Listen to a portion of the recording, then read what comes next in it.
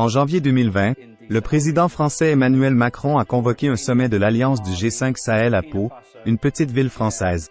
Cette alliance comprend 5 nations africaines de la région du Sahel, la Mauritanie, le Mali, le Burkina Faso, le Niger et le Tchad. Le but de ce sommet était de discuter de la guerre en cours contre le terrorisme, en particulier de la montée des groupes islamistes dans la région. À ce stade, on pourrait se demander pourquoi les dirigeants africains voyageraient des milliers de kilomètres jusqu'à une ville des Pyrénées pour écouter les stratégies de Macron pour défendre leur pays. La réponse courte est l'héritage de l'impérialisme, car chaque membre de l'Alliance du G5 Sahel est une ancienne colonie française. Lors du sommet, Macron, connu pour ses grandes phrases, a déclaré qu'ils intensifieraient l'opération militaire française dans le Sahel, nommée Opération Barkhane, promettant des résultats spectaculaires. Cependant, la situation a évolué de manière inattendue.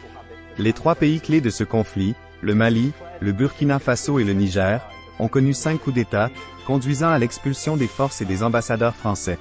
Ces pays commencent maintenant à se tourner vers la Russie, signalant un renversement complet de l'équilibre des forces dans la région. Ce renversement dramatique soulève des questions sur la nature de ces nouveaux régimes et l'avenir du Sahel et du continent africain. Un point clé à considérer est le rôle de l'impérialisme, en particulier en relation avec l'Afrique de l'Ouest.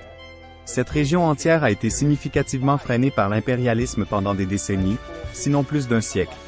La France et la Grande-Bretagne à elles seules ont colonisé 95% du continent africain. La France a colonisé 29 pays africains, y compris Madagascar et des îles de l'océan Indien comme les Comores. Pendant la colonisation, les puissances européennes ont souvent détruit les structures existantes sans fournir de remplacement significatif. Le Niger et le Mali ont été essentiellement laissés par les Français comme des avant-postes militaires près du Sahara avec peu ou pas de développement économique. Passons à 1960, lorsque Charles de Gaulle, alors président de la France, a annoncé l'indépendance de 14 pays africains. Cette décision a été influencée par une poussée pour l'indépendance et une série de révolutions dans la période d'après-guerre, ainsi que par les défaites de la France au Vietnam et lors de la guerre d'Algérie. Les capitalistes africains, par le fait que les révolutions dans leurs colonies détruiraient leurs intérêts, ont poussé à une solution. De Gaulle, qui est arrivé au pouvoir dans un coup d'État de 1958 commencé par des officiers français en Algérie luttant pour empêcher l'indépendance algérienne, a déclaré unilatéralement l'indépendance de 14 pays. La raison en était la crainte que les luttes coloniales continues ne conduisent à des pertes dans les sphères d'influence américaines ou soviétiques. L'indépendance accordée à ces pays était liée à des accords de coopération avec la France, qui assuraient une influence française continue. Ces accords comprenaient une coopération économique et une monnaie commune, le franc CFA, qui était fixé à un taux fixe par rapport à la monnaie française et contrôlé par le Trésor français.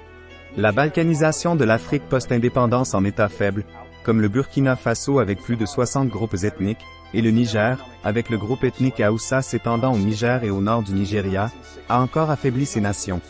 Ces États nouvellement indépendants négociaient individuellement avec la France, et non en tant que bloc collectif. Les accords de coopération comprenaient une coopération économique, une monnaie commune et le dépôt des réserves de change étrangères en France, limitant le développement économique de ces nations. De plus, les États africains ont été balkanisés en États faibles et arbitrairement définis.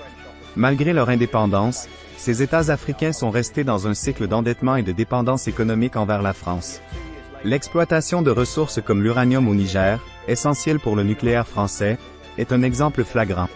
Les impacts environnementaux et sanitaires sur les populations locales ont été dévastateurs, avec peu ou pas de compensation de la part des entreprises impliquées.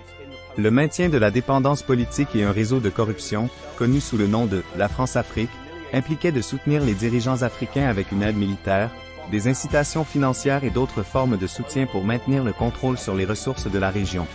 Les dirigeants qui n'étaient pas favorables aux intérêts français étaient remplacés, comme vu dans les cas des dirigeants du Cameroun et du Niger en 1958.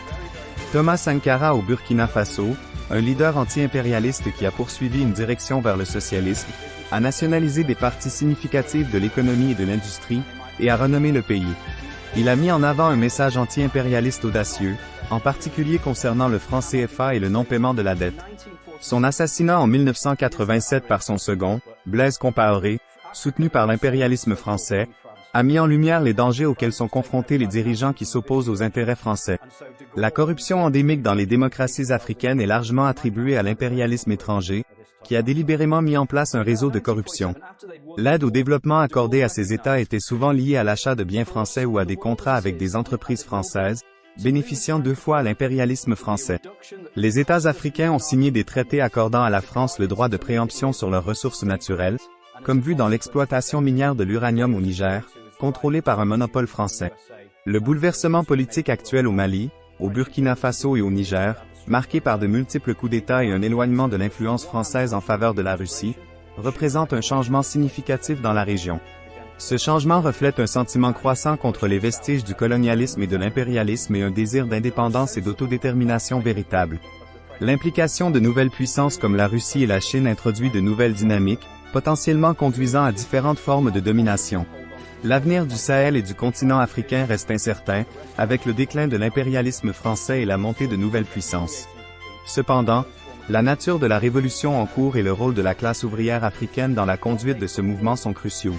Les tâches de la révolution démocratique, y compris l'unification nationale, le renversement des frontières impérialistes arbitraires et le développement capitaliste, restent à réaliser en Afrique de l'Ouest.